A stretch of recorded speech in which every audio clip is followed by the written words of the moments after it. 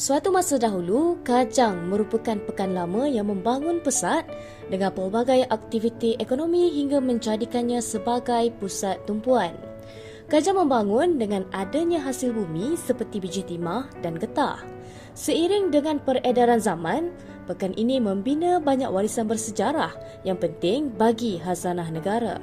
Tidak hanya sebagai khazanah berharga, sejarah pekan lama ini harus diwariskan kepada generasi seterusnya agar sentiasa kekal terpelihara.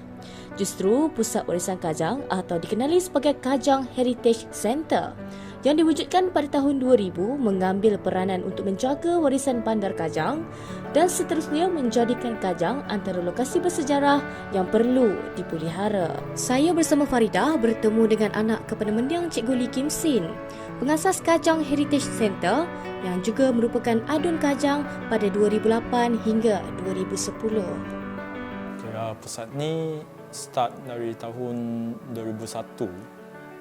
Waktu masa tu, sebelum tu bapa saya Cikgu Lee dah mula buat kajian tempatan. Jadi tahun 2001 dia carikan persatuan tempatan untuk carikan satu tempat untuk letak barang-barang antik, barang-barang yang ada cerita yang boleh bagikan sejarah atau cerita lama yang mungkin orang muda atau yang masa depan kalau orang tak nampakkan benda ni kan mereka akan lupa sejarah yang terdapat pada tempat ni lah. Jadi masa tu kita dapat cari tempat ni disewa dari persatuan yang milik bangunan ni. Sewa dengan sewa yang murah sikit lah untuk binakan pusat warisan, untuk letakkan sejarah-sejarah atau buatkan aktiviti kajian sejarah tempatan dengan kajian budaya atau bagaimana nak memulakan lagi budaya-budaya yang mungkin sudah dilupakan oleh orang tempatan. Bapa saya start kumpulkan barang sejak sebelum 2000, tahun 2000. Yang ni pusat ni start 2001. Jadi kita ada tempat untuk letakkan barang yang dikumpulkan.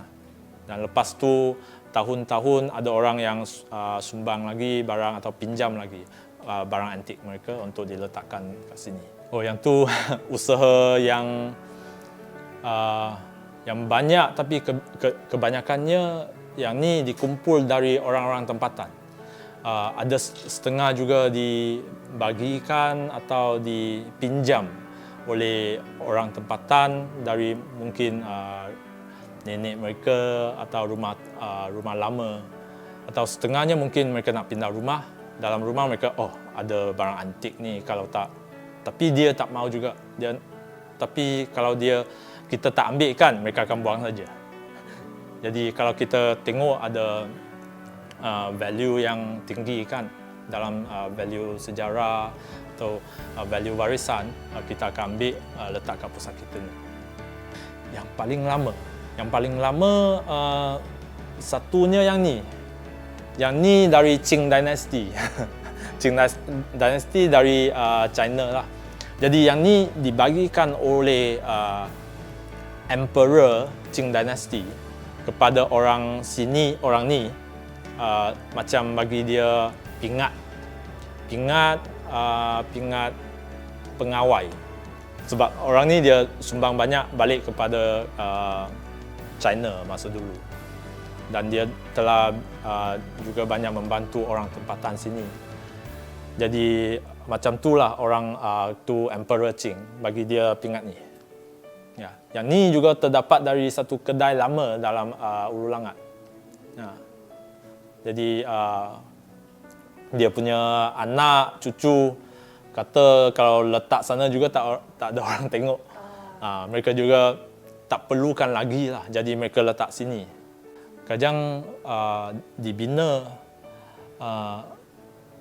atas macam bisnes. Dia start dari bisnes, bukannya dari kampung dulu. Jadi kita ada bandar dulu, lepas tu baru ada kampung. mula-mula dulu dalam bandar kebanyakan orang bisnes orang Melayu. Tapi lepas kita ada orang British yang masukkan, lepas tu kita ada tu tanaman getah, rubber estate semua. Kerajaan mereka nak wang kan, jadi mereka jualkan tanah kerajaan, ambil wang, bina infrastruktur, railway, jalan, sekolah semua.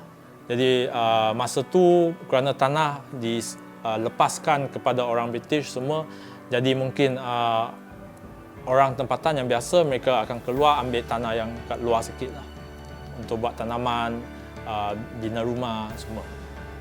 Yang tu sampai sekarangnya situasinya agak lebih kurang sama sampai sekarang. Kajang boleh dikatakan bandar yang kedua lama dalam Selangor lepas Klang.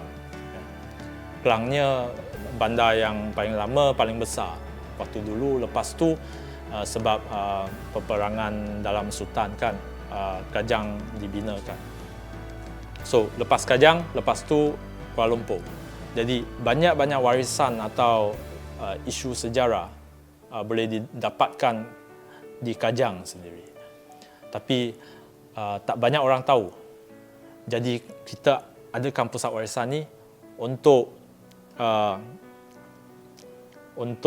protectkan atau mencari balik sejarah, membinakan balik warisan dulu untuk membagikan orang tahulah. Sebab kalau kita tak ada kalau kita tak tahukan sejarah kita sendiri, susah untuk kita tahu untuk macam mana kita nak bina masa depan kita. Bukan perkara yang mudah untuk memelihara warisan bersejarah jika tiada campur tangan daripada organisasi yang prihatin terhadap khazanah negara. Menurut Liteng, tanpa tempat yang menjadi pusat pengumpulan barangan bersejarah, segala aktiviti berkaitan pengumpulan sumber maklumat tidak mungkin dapat direalisasikan. Ini kerana akan timbul pelbagai masalah, antaranya kekurangan daripada segi sumber tenaga manusia dan juga kewangan. Jika usaha ini tidak dibantu, kita mungkin akan kehilangan warisan bersejarah yang sepatutnya dipelihara. Justru dengan usaha yang dibuat oleh Kajang Heritage Centre, segala barangan bersejarah boleh dikumpulkan oleh penduduk tidak mengira komuniti kecil atau besar. Sekaligus ini dapat membantu mengekalkan warisan sejarah yang dimiliki bandar Kajang ini. Sekarang dapat tengoklah tempat kita dah tak cukup untuk letak barang-barang, nak buat tak cukup untuk letak buku kajian. Jadi kita sekarang tengah cari tempat yang lebih besar untuk bolehkan kita letak semua ni. Selain dari letak buku kajian dengan barang antik atau barang warisan, kita juga kalau ada ruang yang lebih besar, kita boleh buatkan aktiviti komuniti yang lebih banyak. Ya, tempatnya satu isu, ruangnya. Yang kedua, kalau aktiviti masa depan boleh ada kerajaan datang bantu dari segi mungkin marketing, dari segi mencarikan sumber talent, yang itu mungkin lebih baik lah. Sebab sekarang yang situasi yang kita hadapi sekarang, orang sumber kurang sikit lah dari segi orang, dari segi mungkin kewangan untuk membuat aktiviti yang lebih besar. Jadi sekarang MCO juga bukan senang nak buat aktiviti luar. So kerajaan kalau boleh masukkan isu warisan atau sejarah dalam bajet mereka sebagai sebahagian daripada bajet untuk membuat sejarah atau tempatan, komuniti tempatan. Yang ni kalau ada bajet setengah ni, kita boleh buatkan benda yang lebih banyak lah. Ya, sebab sekarang semua disumbang dari komuniti tempatan, orang tempatan, mereka ambilkan wang sendiri untuk membuatkan aktiviti komuniti. Kita ada kawan kat Sungai Kantan, kat mungkin Sungai Rama atau kat Sarjana Impian atau Bandar Kajang yang tempat lain lah yang berdekatan. Bila kita buat aktiviti, mereka akan datang tolong dari sumber manusia atau dari sumber kewangan. Sekarang semua dari tempatan.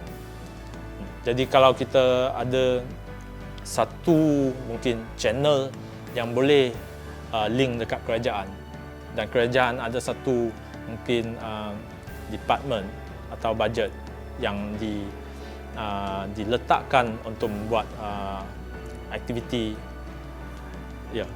warisan sejarah atau komuniti, kita boleh link dan boleh membuatkan dengan efek yang lebih baik dan besar. Sekarang sebab saya baru saja take over, belum lagi. Tapi dulu macam ada.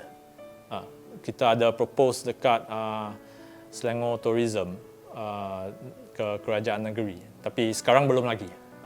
Lepas saya take over, sekarang masih dalam gabungkan tim orang untuk membuatkan aktiviti masa depan lah. Susulan itu, kami bertemu dengan Adun Kajang Yiloy Sian untuk mendapatkan respon beliau terhadap usaha untuk membantu Kajang Heritage Centre daripada pihak kerajaan negeri. Ya, memang perlu naik taraf. Sebelum tu memang Cikgu Lee yang seorang yang fokuskan perkara ni. So sekarang anak dia ambil alih dan kita akan cuba untuk memperluaskan lagi. So bangunan tu kemudian sempit dan tak sesuai untuk orang tua naik. Tapi kita cuba untuk bincang bagaimana kita nak wujudkan satu heritage walk supaya orang lebih ramai datang dan lebih mudah untuk mengenai tentang Kajang, Bandar Kajang ni. Sebab itulah kita nak zoningkan kawasan tu menjadi tapak warisan. So selepas tu kita akan mengenepasti beberapa bangunan yang sesuai untuk dikesetkan dan dijadikan sebagai tempat museum ataupun tempat untuk mempamerkan peralatan ataupun peninggalan warisan tu. Ini penting. Sebab saya nak dapati bangunan yang sedia ada dah sempit, dah penuh. So dia membuat satu kawasan perumahan ataupun satu tapak rumah yang lebih sesuai untuk meletak dan mempamerkan semua benda-benda peninggalan itu. Ikuti siri ketiga laporan ini dalam video seterusnya yang bertajuk Sosio Budaya Masyarakat Kajang.